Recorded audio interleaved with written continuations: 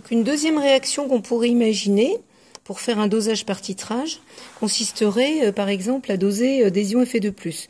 Donc ces ions Fe2+ sont contenus entre autres dans des solutions de sel de mort, par exemple.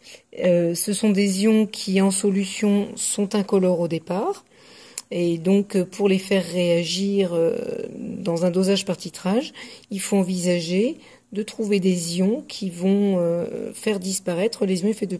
Donc, un réactif antagoniste.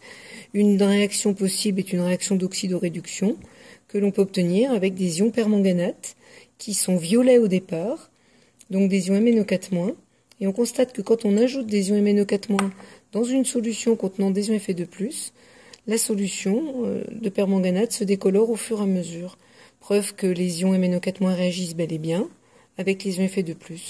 On obtient des ions Fe3+, et des ions Mn2+, parmi les produits, et les deux sont incolores ou presque.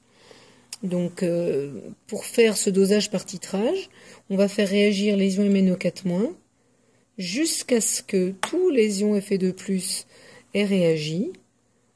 Par conséquent, il va falloir ajouter des ions MnO4- progressivement dans une solution contenant des ions Fe2+. Donc, tant que la solution se décolore, c'est bien que on n'a pas ajouté suffisamment de permanganate pour faire réagir tous les ions Fe2+. Et au bout d'un certain volume de MnO4- rajouté, la solution ne se décolore plus. Et à ce moment-là, on peut considérer que tous les ions Fe2+ ont réagi.